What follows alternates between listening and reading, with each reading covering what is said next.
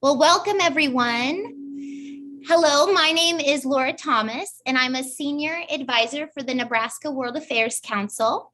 I'm happy to welcome you all to today's webinar, which I believe you will find very fascinating.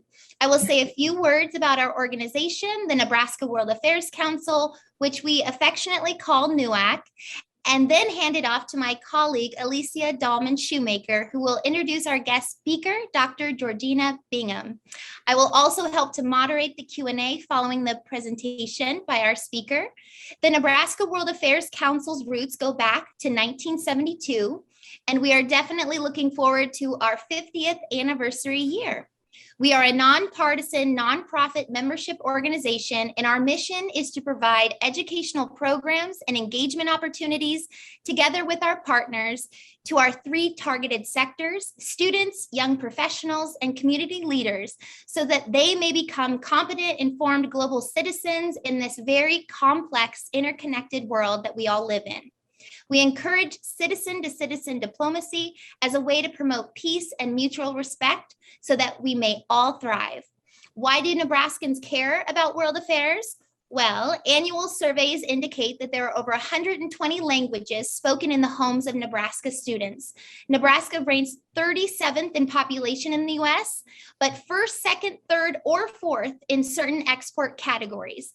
Exports provide 62,000 jobs and represent 9% of Nebraska's economy. So awareness about world affairs is important here. Our programs cover a wide range of world affairs topics, including food security, conflict resolution, climate, U.S. foreign policy, human rights, international trade, cultural heritage, and international education, just to mention a few. I invite all of you to follow us on Facebook and learn more about our programs and events.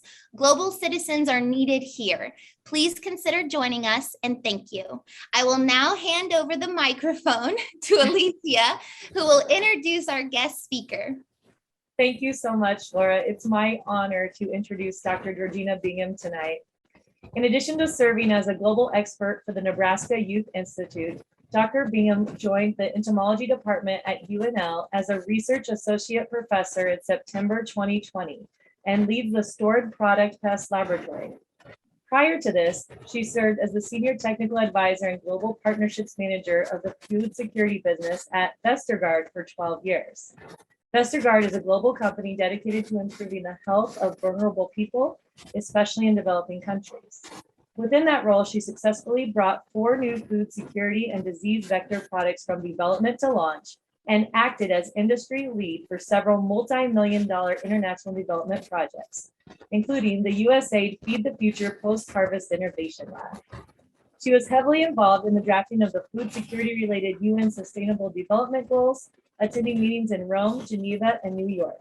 She was also a member of the private sector mechanism within the FAO Committee on World Food Security for several years. She currently works closely with USDA, KSU, OSU, and Purdue universities on several food security-related grants, and she has expertise ranging from animal science, livestock production, horticulture, stored products, and digital platforms for small-scale farmer micro warehousing and trading solutions. Dr. Bingham, we're so excited and honored to have you as our guest speaker tonight, and I look forward to hearing the rest of your presentation. Thank you. Thank you so much, Alicia. I always find it hard to continue on after such a wonderful introduction. Thank you. And as you mentioned, food security has definitely been a theme or a thread throughout my entire career, the last couple of decades. And so it was such a huge pleasure to be invited to speak to you guys today about this topic that is really close to my heart. So what I try to do, and food security is a huge and very broad topic. So forgive me, I have dipped into the areas where I have my best expertise in the hope that I can deliver the best review of threats to global food security for you to my knowledge. So I really wanted to start out by kind of talking about what is food security and give a few explanations and examples. And then talk a little bit about why is it an issue? How is it an issue? How does it become an issue? And then basically pull out all the big scary numbers that everybody sees every day, and kind of just show, I unfortunately will be painting a somewhat of a bleak picture, and it is frightening, but then as we move forward, looking at what does food security look like globally, nationally, and locally, and then moving into solutions, hopefully taking that very bleak picture and saying, well, actually, there are many strategies that we could bring in place, policies, milestones that need to be met, and various new and fun, exciting technological interventions that have come along the way to support us getting back on track, particularly after the COVID-19 pandemic, which has definitely pushed everything back a long ways. And I'll give you some figures about how that's impacted food security. And I'll round that up with a very simple roadmap based out of the UN Committee of World Food Security recent SOFI report, some key ways to use this roadmap to get us out of food insecurity and back on track.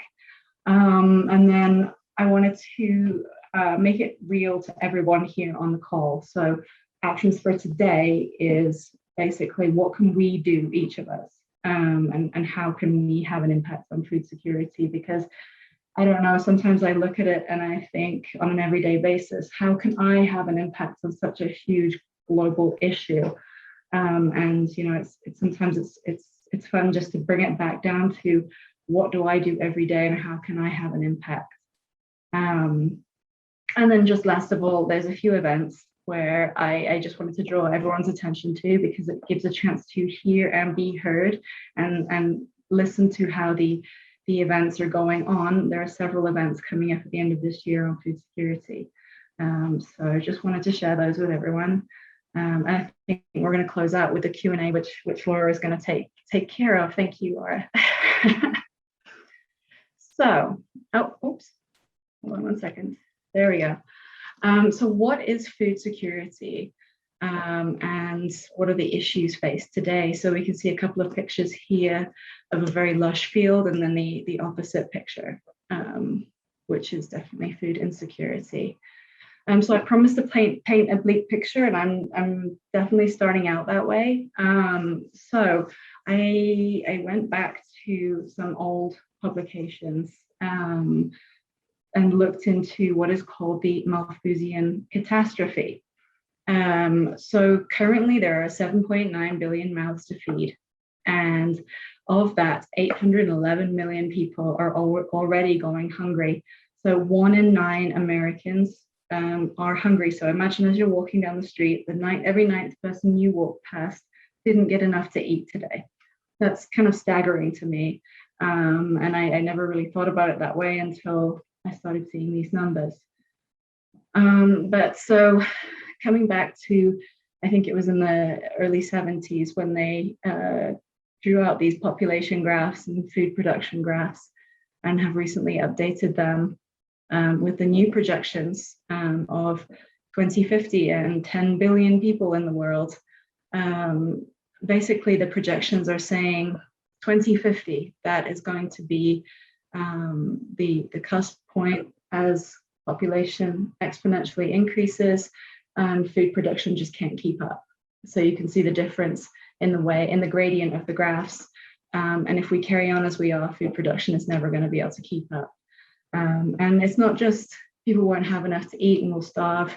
As we've seen in several countries where food and water become scarce, where resources become scarce, you have wars breaking out, and there's famine and disease breaking out, and it just makes everything compacted and even worse. Oops.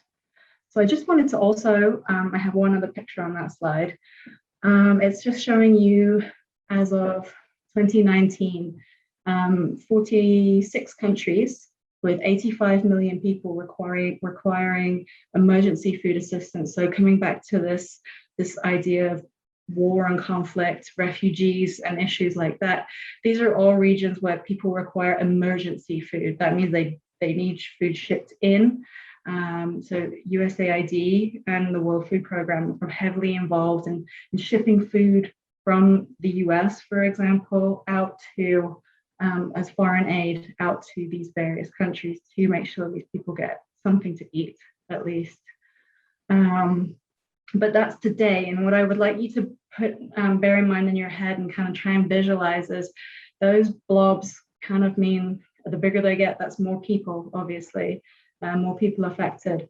And this is only showing you the sub-Saharan African regions quite well. But if you can just imagine that spreading out over the United States, over Europe, and start seeing some of those blobs all over the United States and Europe, because this is what's going to happen if nothing changes by 2050.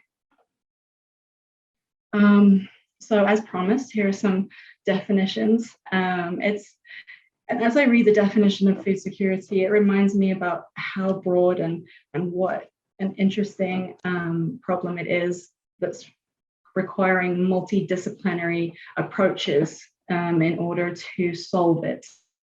Not one size fits all, not one discipline can solve this. Not just an entomologist like myself. I can't do this alone. It's going to take a lot of different people with a lot of different skill sets to be able to get us out of this problem.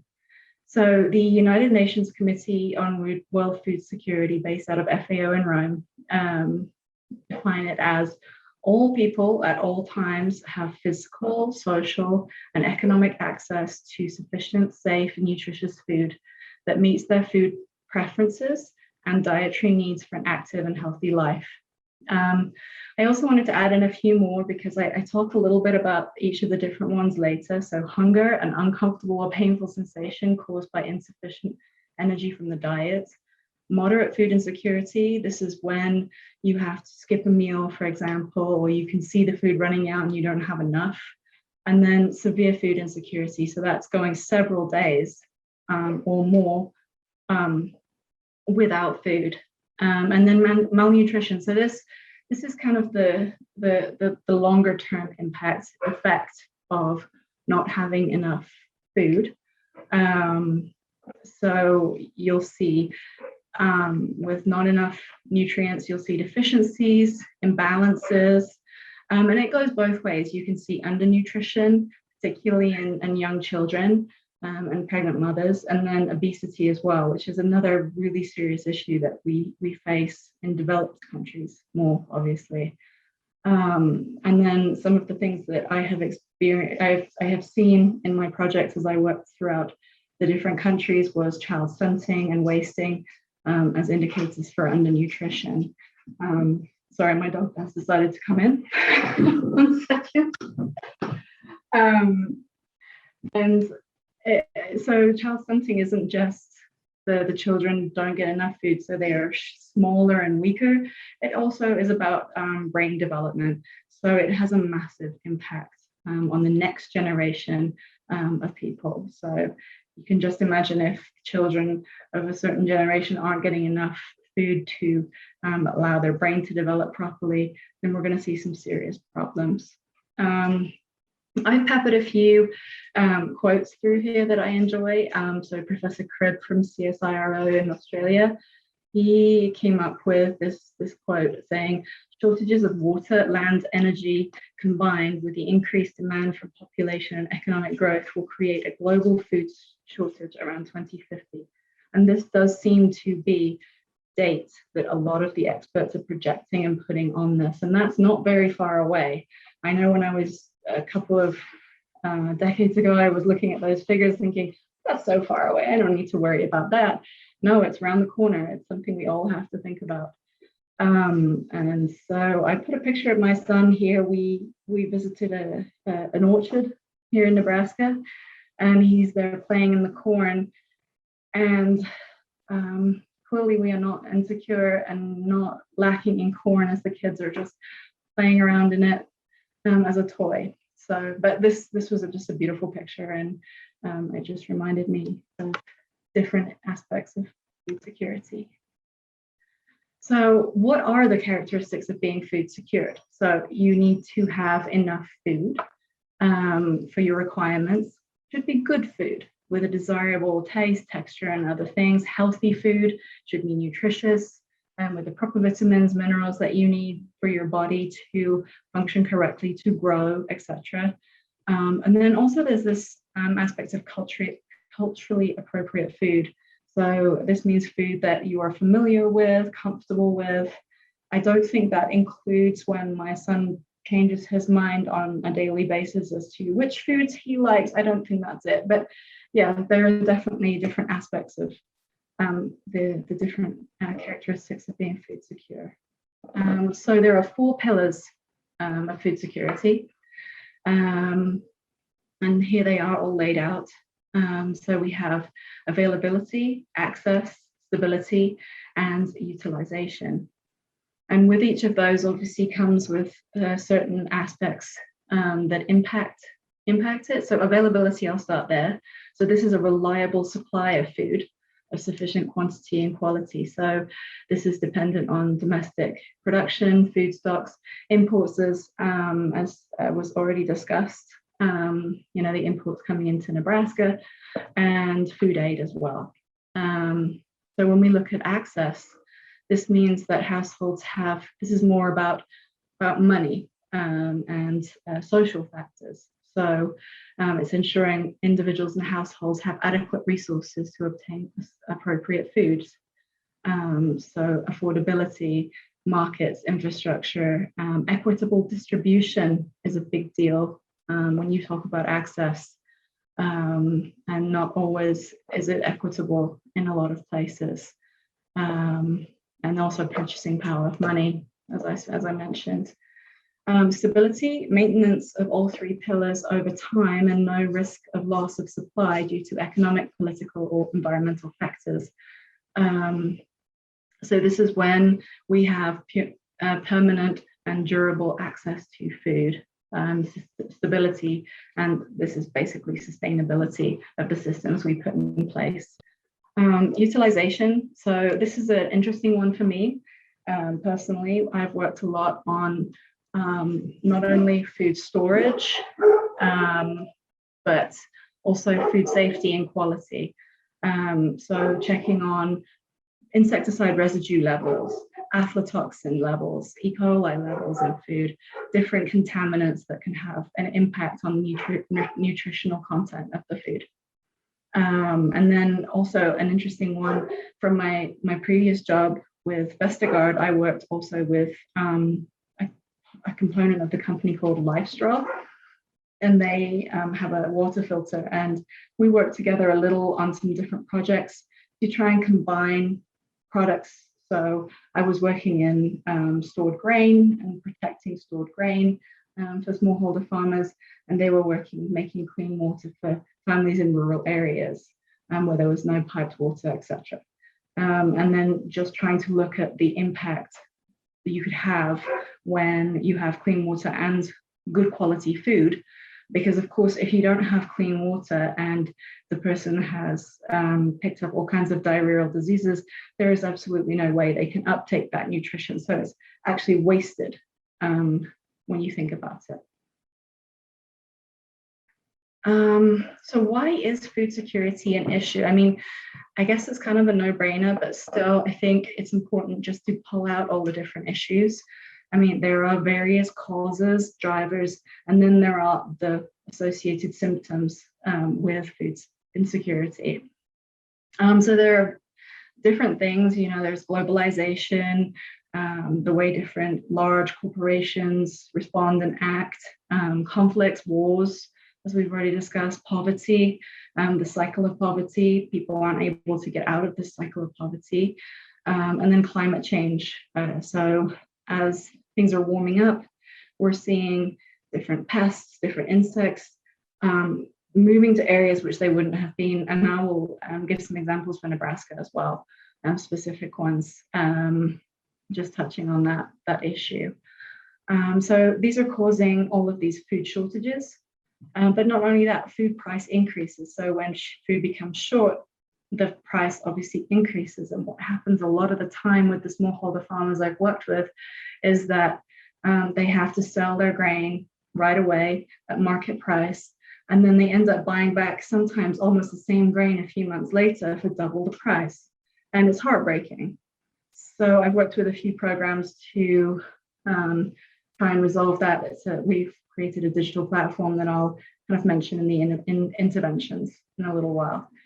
And then as we've seen with COVID-19, food hoarding and resource hoarding generally, you can see that people are, obviously we are programmed to take care of our own. And when that panic hits, you just can't help yourself. Of course, I totally understand that there's the food hoarding and resource hoarding that happens when you have issues like conflicts or a pandemic in this case.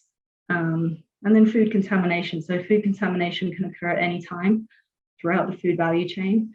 And a lot of the time we see on the news this or that salad or this or that type of sausage or whatever has been pulled from the market because at some point in the value chain, E. coli or something else was brought into the packaging and people were getting sick.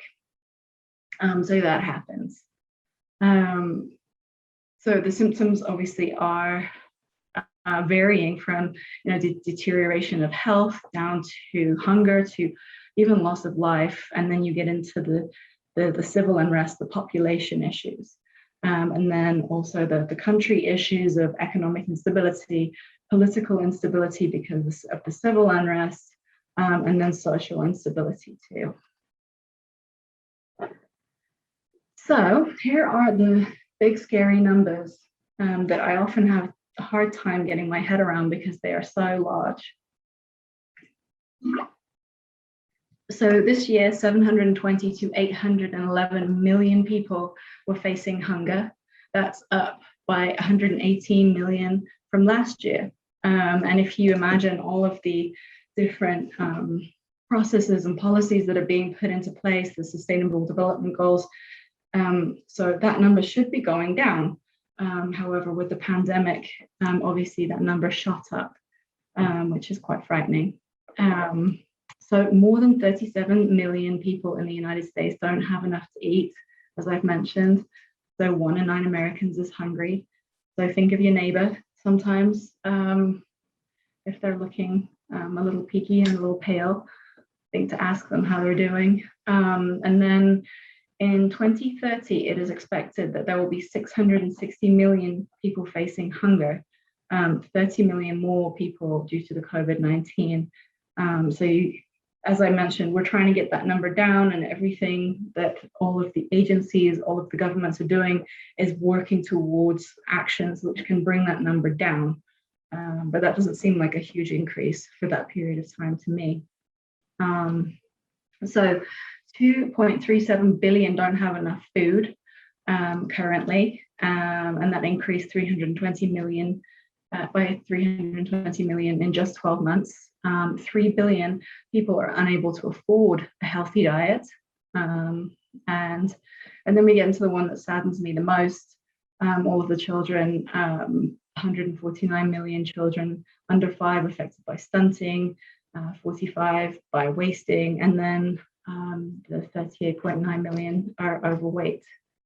So I think what I tried to do was underneath this kind of just state that this food system is broken. There's a transformation that needs to be required, that is required. Sorry. Yeah. So just quickly to summarize all that in a few words, enough food is produced to feed everybody in the world, but there are all these people going hungry. And then there are increased pests and plagues and conflicts and climate change compounding this global food crisis. And over 20 countries are at the brink of famine. And COVID-19 is expected to double the number of people facing food insecurity. And I can definitely talk to this point because all of my projects were either stopped or shelved. We couldn't travel. We couldn't go to the places to get the work done, to go train, to go and talk to the farmers about the different new innovations and new techniques that we wanted to deliver to them through the USAID Feed the Future program. We were delayed by at least a year. So that is definitely going to have some knock-on effects. Something else, I was looking at carbon emissions and talking of climate change, now that we can talk about it again. So last year during the COVID outbreak, they fell globally by 6.4%. So that's 2.3 billion tons of carbon. And then aviation emissions fell by almost 50%. And the US managed to get their emissions down by 13%. It's radical because of everything that happened during the COVID pandemic. But it does just show that it is possible. And it also clearly shows the actions that could be or need to be taken in order for this to be changed.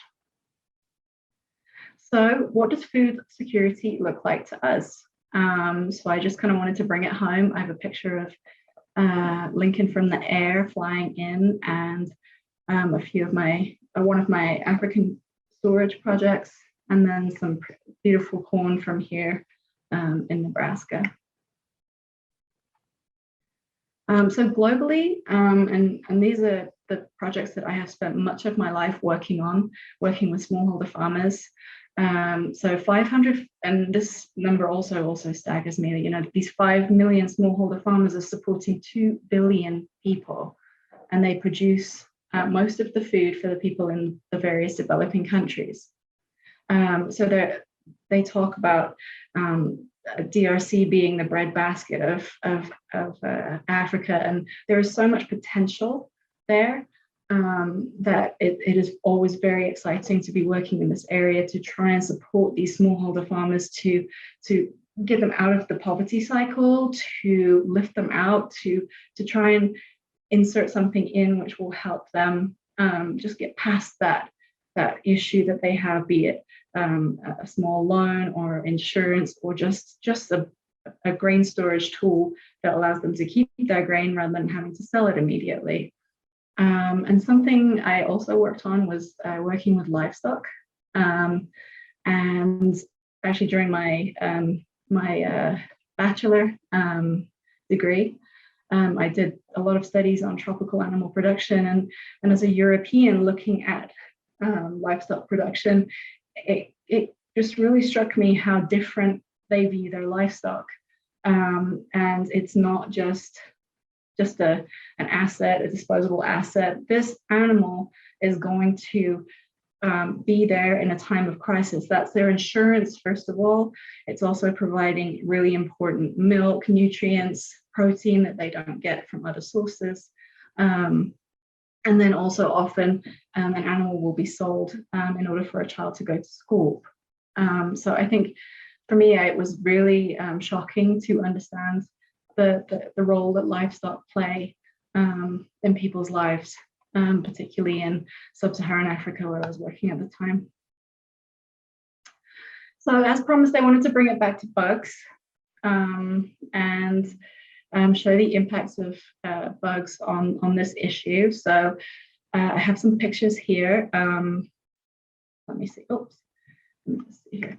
So over here, I don't know if you can see my cursor. It's got stacks of bags. This is 1 year of corn being stored in normal woven polypropylene bags after 1 year. And insects have got into those bags and they have fed. And you can see all of the webbing and everything else that's caused by those insects. And that grain, when you walk up to it and touch it, the bag disintegrates and all that falls out is flour. And I can show you that the process of that with this lesser grain borer here. So with 100 adults left in grain for 7 days, you can just see the massive impact over time until all you're left with is flour and mold quite often too. Because insects are very good at moving mold and aflatoxin throughout bags as they travel. And that's something that we've seen a lot of too. So food losses and waste affect about 30% of food production. So approximately a third of crops are lost due to insect pests and pathogens and weeds. And insects cause significantly increased grain loss, and more damage is going to come as climate change continues. So I just put a couple of pictures here. This is a picture of a farmer in Ethiopia working the land with his oxen, and a triatomine or a kissing bug up here. And they are connected because they both transmit a type of sleeping sickness. And sleeping sickness is very debilitating for cattle. They can't work. And it's also can be debilitating and also kill people as well. When this disease is spread by the insects. So it actually has a very significant effect on agriculture in these regions because they cannot farm huge swathes of great land because they can't plow it with their oxen because it's infested with, in their case, tsetse fly. Recently in Nebraska, the kissing bug was found, and it did have the parasite for chagas inside its mouth parts. So there hasn't, as far as I know, I don't think transmission has been found in Nebraska yet. But this is this and amongst other things like the Aedes albopictus tiger mosquito moving up and increasing West Nile throughout Nebraska. This is definitely an issue for home as well as globally. And so as I'm talking about Nebraska, I just wanted to throw out a few statistics for us back here. So 237, 440 individuals are food insecure. Today, 12.3% of the state's population. 16.7% of Nebraska's children are food insecure. That's almost 80,000 children, which I feel is a huge number. And I feel it's almost unacceptable. So food insecurity varied by state, from 9% all the way up to almost 20% in different counties. So obviously it's different as you move across the state, which you would expect.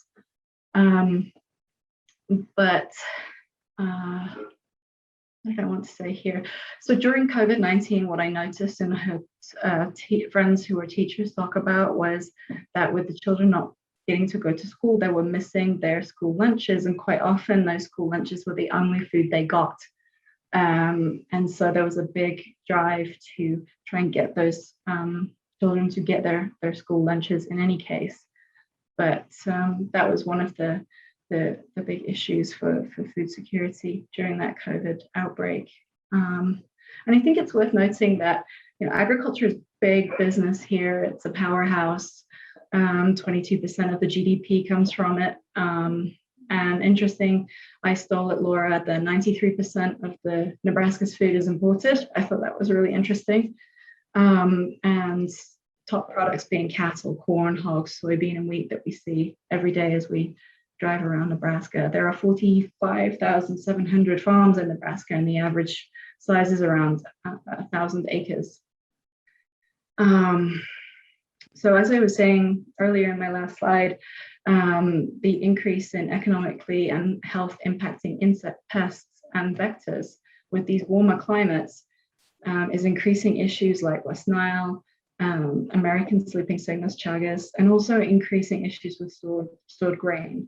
So your grains are getting eaten by insects, not just stored grain, crops are also getting more heavily infested earlier. And so more damage is being done to the crops. I just wanted to mention that just recently that UNL had placed a call out called Grand Challenges, and it has a heavy investment in agricultural research that is being led by INA, the Institute of Agriculture and Natural Resources. So that's a $40 million grant, and one of those key areas that they are developing is definitely in this area of food and water security.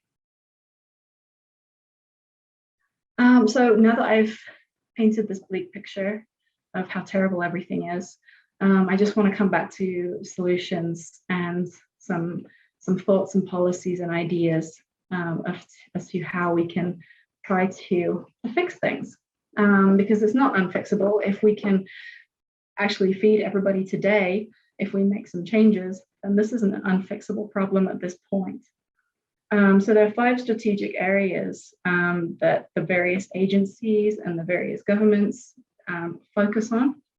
So fostering climate resilient and sustainable food supply. So looking at things like agroecology, agroforestry, bringing together different disciplines and groups to have more complex food systems rather than just the monoculture over and over again. And then promotion of healthy diets and nutrition, building inclusive and efficient markets and trade systems for the food industry. This is something I've worked on a lot. So what we find is a lot of the big business control markets and trade systems.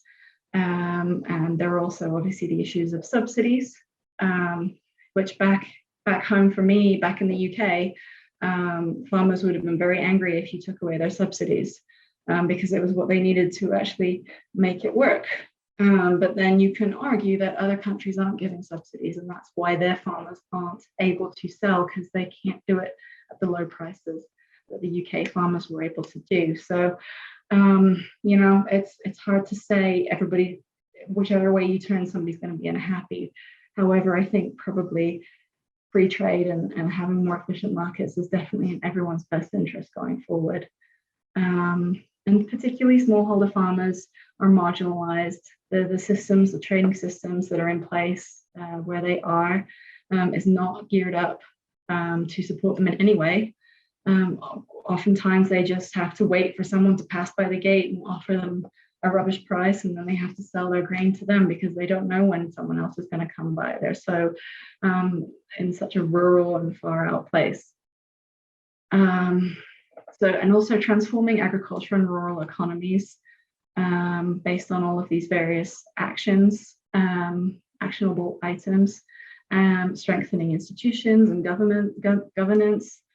So, for example, like universities, UNL has its extension side and its extension arm, and we in entomology go out and talk to different farmers and different public groups and raise awareness. There's various things through education and training that can happen as we strengthen institutions and particularly governance and getting stronger, clearer policies, more transparent policies. And of course, all through those themes that you have what they call cross-cutting themes and for gender and youth. And so often what happens is the female is often doing a lot of the work, but she isn't the one going to the market. So she doesn't get to get the money back to the family, unfortunately. So there are various things you can do through gender empowerment and training to try and support this. And also youth, bringing young entrepreneurs back to the farm. So it doesn't seem very exciting for these young people. They have been educated and then they come back to the farm. And because they feel like they're in this poverty cycle, it doesn't seem like a good idea to stay home. They should go and work in the city and bring money back to the farm and their family. But trying to work with them, trying to strengthen the entrepreneurial side of districts and areas for them to be able to stay and then lift the whole community out of poverty as they move forward. So for policies, there are lots and lots of policies at various different levels, and they all look very different depending on what vantage point you are looking at them. And so there are, I'm sure many of you have come across the Sustainable Development Goals set by the UN agencies, goals for 2030 to achieve poverty reduction, zero hunger, and sustainable development. So these are not necessarily policies per se, but these are documentation and goals to be put into policy by their member states, by the different countries to put into their policies. So this is an idea of where policies can come from. And I was quite involved with the Sustainable Development Goals, and it was a very inclusive project, a very inclusive process. There were so many people coming to the different tables, to the different groups, in order to set those 17 goals, with each one with having 10 or so indicators.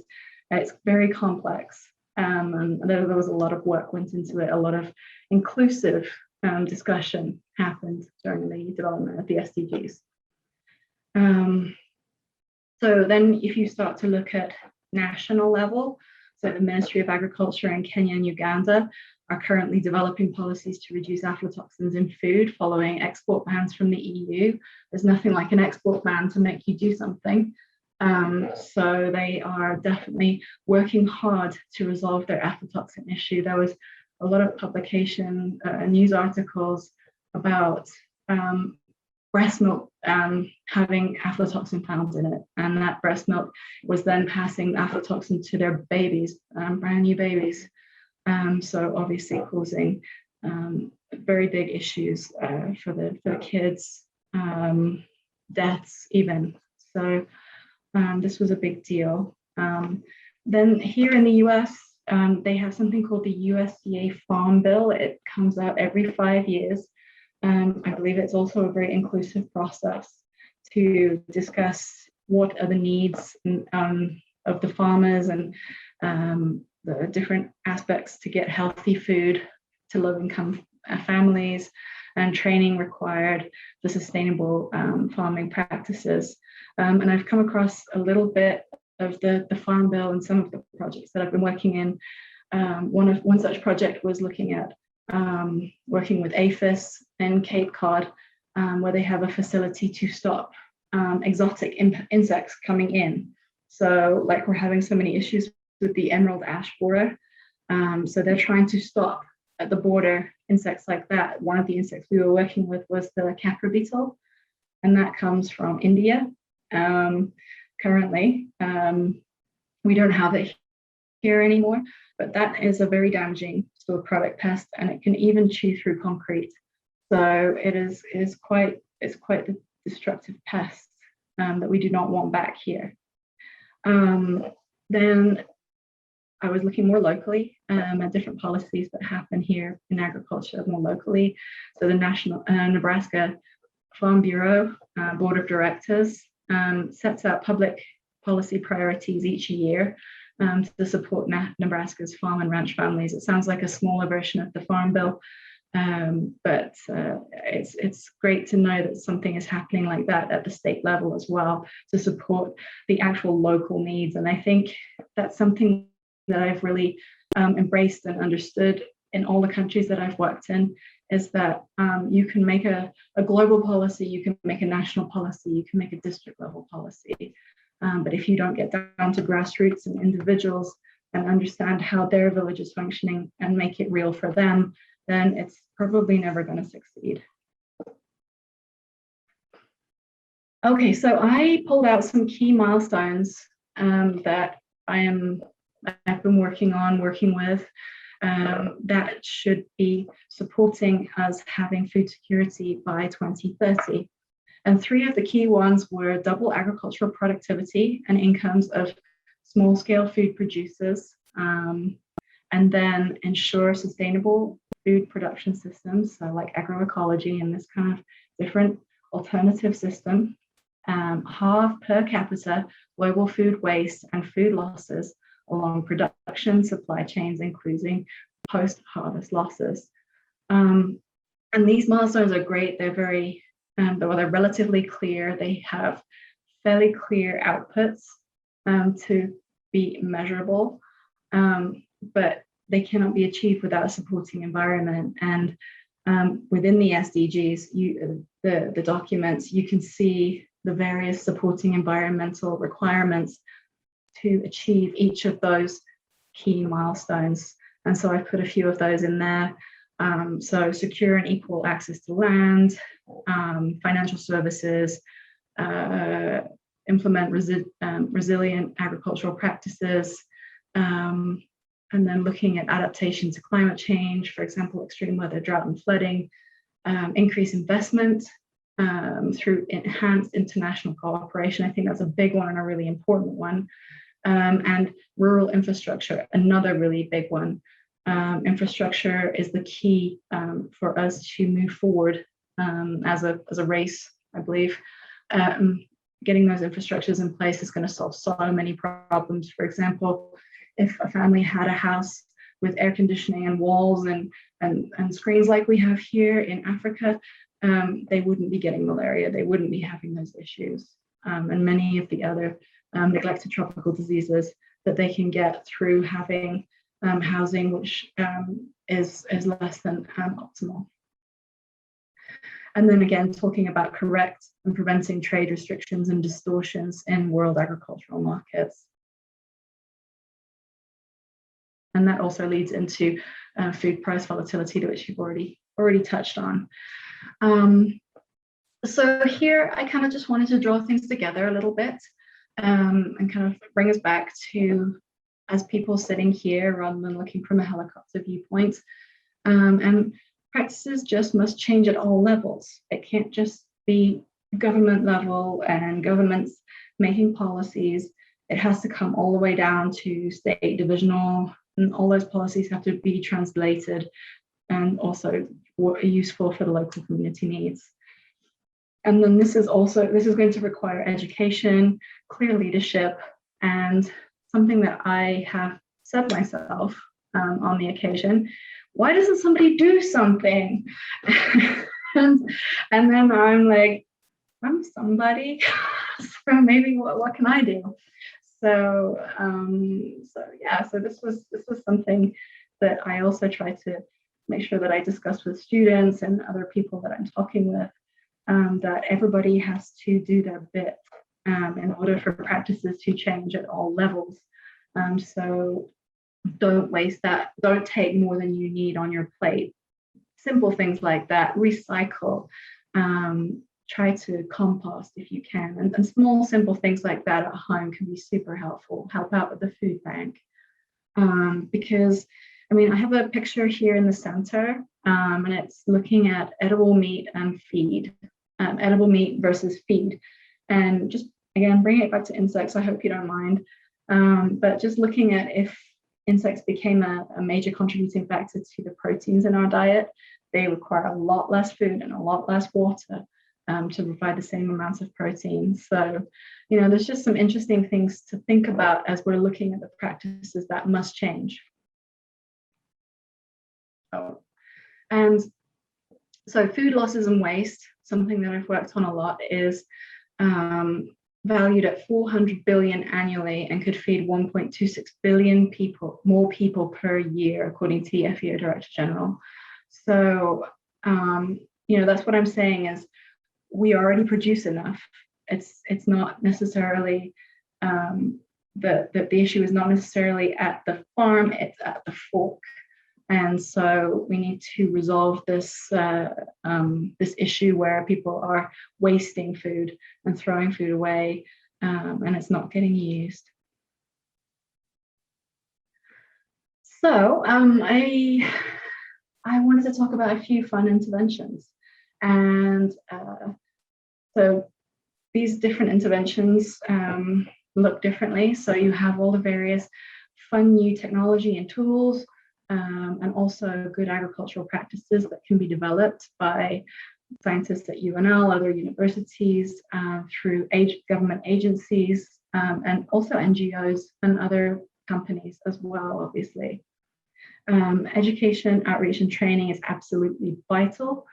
You cannot scale a technology without teaching people how to use it, why they should use it, and what they're going to get out of using it. And then communication. This is, I can't say it enough.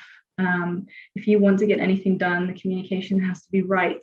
And something that I always tell myself when I have a conversation with somebody is, I am the communicator. If they don't understand, it's on me. I have not communicated it correctly. I need to find another way to explain this so that they understand. That's my responsibility as the communicator, as the educator. So communication is a big deal for me in my life and my work.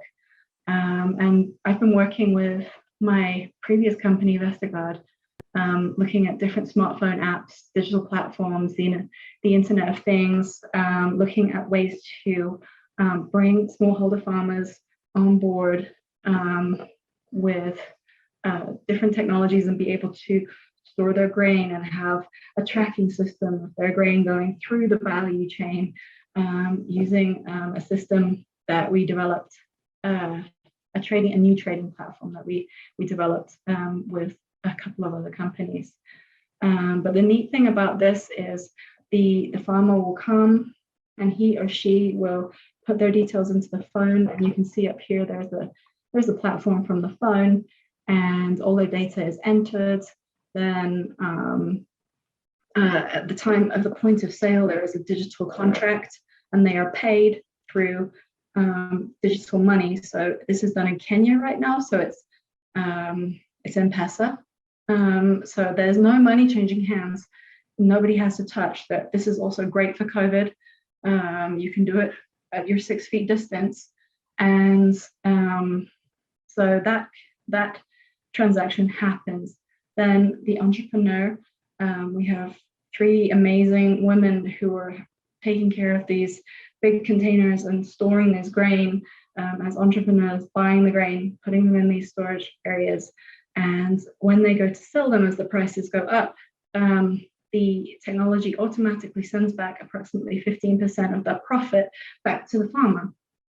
So this is definitely generating a different way of doing sales, a different way of reaching rural people, but without them missing out on that additional profit. And that program has been running now for a couple of years, and it's pretty exciting.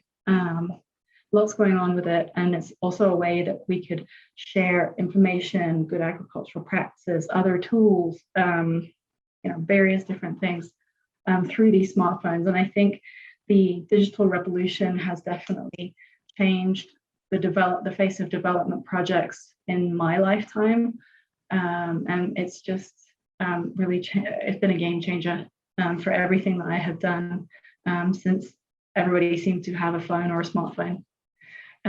More than anything else that I have seen since I started working over 20 years ago in these regions. So how much time do I have left? Let me move on.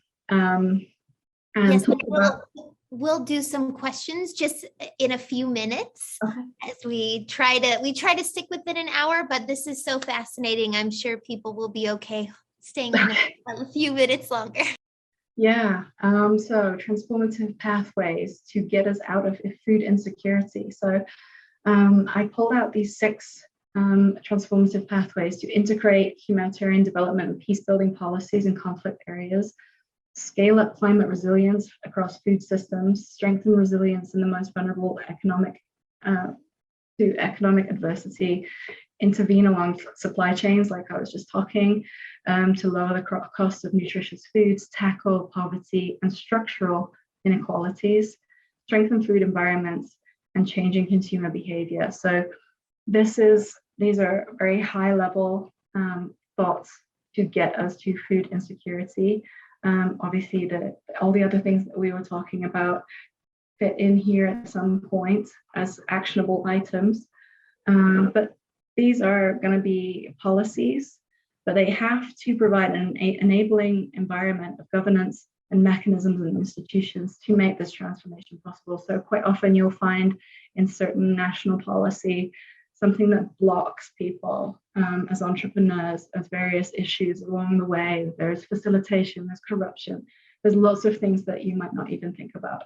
So policymakers definitely must take that on board and empower women, youth, and just expanding the ability to gain data, etc. So actions for today. We'll skip through this real fast. So I just want to say the most basic message I have about food security is that everyone is responsible and accountable. Every individual can do something, and we can hold our leaders accountable too. And I think that's highly important. And my son just started kindergarten. I talk about him a lot, I'm afraid. But as his mom, I'm allowed. The first phrase he learned to write at kindergarten was, I can, and then something. And it really struck me as something hard hitting. I can, as a starting point for kids in kindergarten, and definitely made me think that it's something that I would use again. So I'm using it here. So as I've talked about, conscious consumption, less waste, education, training, research through the universities, through the various different agencies, reducing your carbon footprint.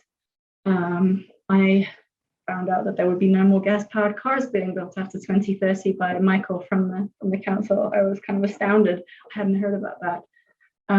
Support your food banks and food sharing, and work. We're all working together on this, I know, but a reduction in inequality and a fair distribution of wealth will definitely go a ways to supporting this work. And change the way we think. A lot of people think in silos. I say people, I mean organizations, also funding agencies. If we could find a way to bring together disciplines, and I know this is happening now, and I'm very excited about it, and more disciplines are being brought together to bring the right cogs to fit the wheel, to make it move faster, better, streamlining funding, things like agroecology, agroforestry, climate smart agriculture, bringing everyone together, because we're strongest when we work together. And just 3-4 last points. So working together as a global family, conscious consumption and reduce waste, tackle inequalities in all areas of life, poverty, education, and behavior, holding ourselves and our leaders and policymakers responsible and accountable. Act now because I can. And these are various events. The Midwest is a hotspot for all of this work. The World Food Prize Foundation, and that's how I was given this wonderful opportunity to talk to everyone. They have the Global Youth Institute, Nebraska Youth Institute. Children, high school children can write research proposals themselves and be advised by a mentor. It's fantastic. And then various other up to the bigger level international conferences are here. Hopefully you guys can, that can be shared in case people would love to be involved. Thank you so much for listening. Thank you so much, Dr. Bingham. This was, as you know, near and dear to my heart. So this is a work that I focus on, and I'm sure everybody also expresses their gratitude. We have 3 questions, and I think since there is overlap, I'm going to read them together, and then I'll let you kind of share your thoughts. And then if you want to put your email in the chat, if anyone's questions aren't answered, I'm sure you'd be happy to share them. Yeah. So here is the 3 questions from Jacob. What potential is there for insect production to help address these food security threats, either as feed for aquaculture and poultry, or even for human consumption? What are the most significant hurdles to utilizing insect protein as a tool in feeding the future? And then his addition to that question is, can food waste be used successfully as feed in insect production, creating a circular economy that addresses 2 issues? And then John's question, how there's overlap, what options are available for significantly reducing food waste? How is increasing wealth in developing areas affecting the goal of reducing food waste, as waste tends to correlate positively with wealth? And then Aaron's question, which I had to Google what entomophagy, I've never, we'll have Georgina say that, but the study of people eating insects. What are some ways we might encourage entomophagy more across the world to help with food security, to help reduce the perception of disgust of eating insects? So they're all kind of overlapping. And so you can see them in the chat for your response. Okay, great questions. Thank you so much. So insect production for food, it's come a long way since I first heard about it. There is factory production of certain insects like crickets. I think they are also looking into a species of black fly. And I know that USDA had a recent competition with their engineers to produce a machine to catch mosquitoes in areas where you have heavy loads of mosquitoes, to not only reduce disease, but malaria in this case, but also to make cakes out of protein cakes. So that's very interesting. We're seeing this more and more. I know the disgust factor is going to be an issue, but I think that once we get to the point of it's this or nothing, then it's going to be this. And this is just going to take a lot of, so within a lot of my projects, there's a lot of outreach that goes on. There's a lot of sensitization within communities.